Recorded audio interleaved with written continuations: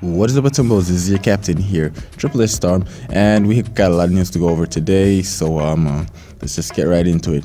So first off, I want to start off with the news that kind of broke on the internet about parents suing Epic Games for supposedly making the game addictive intentionally, getting doctors and psychologists to actually make the game release dopamine in your brain to kind of make you a bit more addictive to Fortnite or somewhat. But I don't know if these parents have ever played Fortnite, because 90% of the time they know dopamine being released in your brain. Most of the time it's frustration and disappointment and just being tired of getting one pumped or clapped by bots or by people who are just at a better skill level than you. So most of the times when I do hear these comments and I hear parents talking about how this thing, first it was Pokemon Go that they were always gunning after. Now that Fortnite's in the spotlight, and Fortnite's been in the spotlight for a very, very long time.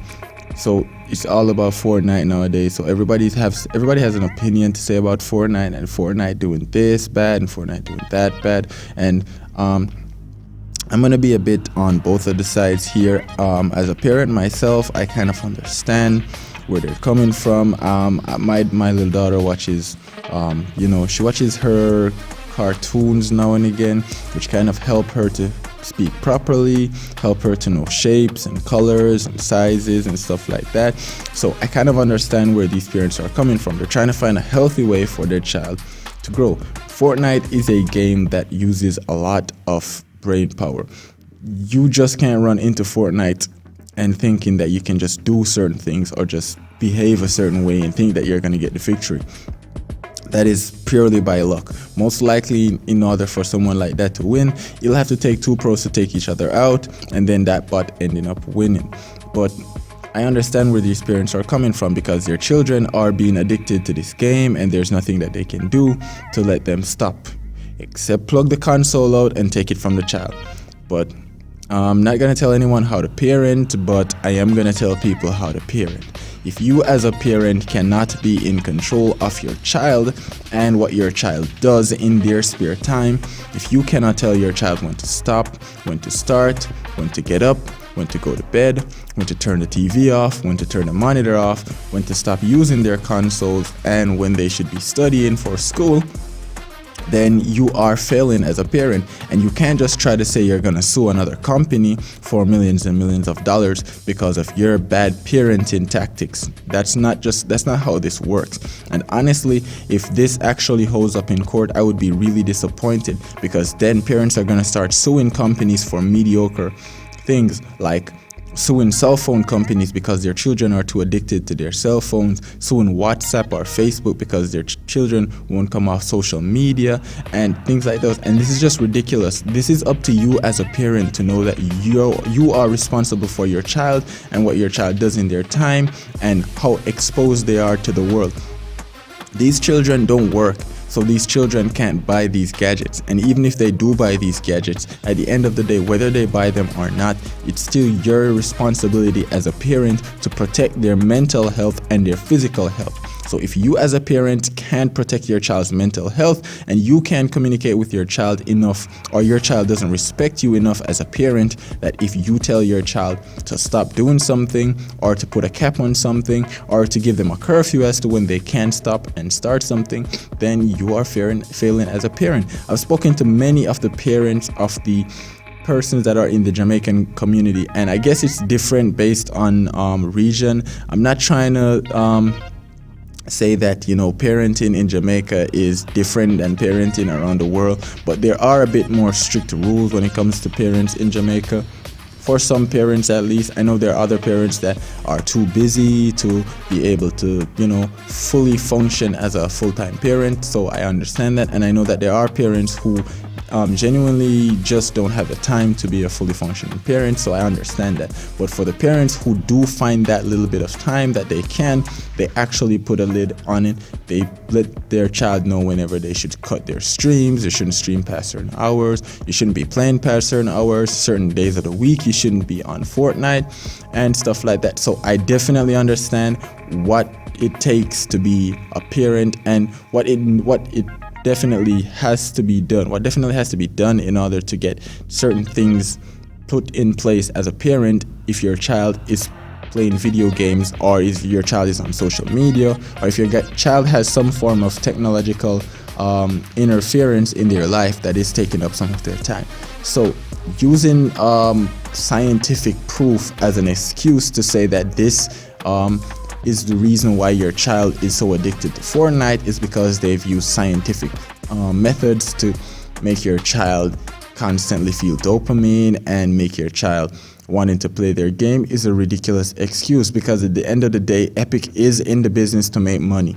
Even though Fortnite is free to play, there are still paid cosmetics. So at the end of the day, Epic is trying to make money. So it doesn't matter what they want to say, whatever tactics they're going to use, as long as they're not scamming people and they're not moving shady and they're not trying to prompt people to use money from their wallets and be charging people without their consent and stuff like that. I have no problem with what Epic is doing. At the end of the day, they are in the business to make money. And if Epic doesn't use these tactics in order to get people to feel comfortable playing the game or wanting to play the game, or wanting to, keep coming back to playing Fortnite, then the fan base is going to get smaller and smaller, and then the game will eventually disappear and fall into obscurity. And none of us want that, because we've invested a lot of time and a lot of effort into this game. So honestly, whatever these parents think they're going to get out of this is really ridiculous. And again, guys, I really hope this doesn't hold up in court, because if it does hold up in court, it's going to open the floodgate for a lot of ridiculous lawsuits, I'm telling you guys. But with that topic out of the way, guys, now let's get started with some other stuff, like for example, Hemz. And for those of you guys who don't know Hemz once upon a time used to be a contracted clan member to the 876 clan, and then he eventually jumped from the 876 clan back when we used to call him the gatekeeper. For those of you guys who don't remember, if you guys wanted to 1v1 anyone in the 876 clan, you would have to 1v1 Hemz. He was a creative god at the time, he still is a creative god at the time, currently right now. But yeah, back then, if you guys wanted to 1v1 anyone in the 876 clan, you would 1v1 the gatekeeper. Gatekeeper was his code name, and he was a pretty good person to 1v1 with. Then eventually Hemz decided that he wanted out of his contract, and we released him from his contract, and he left the 876 clan and he went to the Dynamics clan, which was host of people like Dynamic Swag at the time, Dynamic Trey, Dynamic Shauna, a bunch of other big names out there in the Dynamic squad. Probably missed a few, but you get the picture. So yeah, and then after a while, for about 3 months now, we haven't heard or seen anything from Hemz, and then all of a sudden Hemz appeared live on my notification feed saying that he's back pretty much, and there it was, name change, icon change, he was Vision Hemz, which made me realize that potentially Vision right now is probably the clan that I really see, aside from Zonic clan, who is doing clan tryouts, I think next week Saturday or this Saturday, I'm not sure, but I do know that Zonic is doing some clan tryouts. But aside from Zonic Gaming, Vision Gaming is definitely trying to see if they can recruit as much talent as they possibly can. Not sure if they're probably just preparing for clan wars, trying to see if they can get some of the best talents in Jamaica so that they can prepare for clan wars. Because again, guys, clan wars is gonna be the first ever Jamaican based squad tournament. It's gonna have 4 players with 1 substitute, meaning that if one person should get injured or has any business to deal with, there will be another person to take that person's place. So I'm guessing that Vision Gaming is just looking into the future, knowing that, hey, look, we're gonna probably need more than just 2 or 3 persons, because we're gonna have to have a squad of 4, plus we're gonna have to have backup, and you can have multiple squads in this tournament. So if your clan has more than 8 players, say your clan has 10 players, you can actually have 2 squads with 2 backups, which is amazing, guys. So you guys can actually double up. So if you have a clan with like 15 people, your clan can actually dominate this tournament and come first, second, and third, which again, guys, is something amazing, and a lot of people look into that. But yeah, Vision Gaming recruited the Swag and now they've also recruited Hemz. So they're now Vision Swag and Vision Hemz. Congratulations on the jump, Hemz. Really proud of you to see you've been grinding for so long. I think you've always wanted to be a Vision person, and now you finally joined Vision. Really proud of you. Hopefully you keep making content. I'm really looking forward to watching those as well, and to see you pop up in these news again. So with that out of the way, guys, now let's get to the final news today, and that is that Big Sergeant has returned to streaming Fortnite.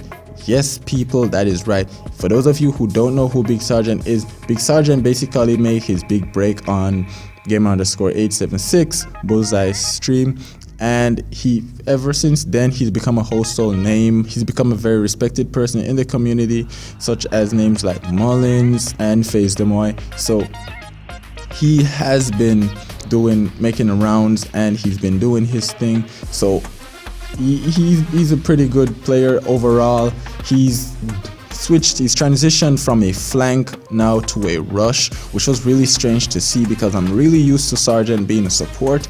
Now to see Sergeant being the person who's always ahead of everybody.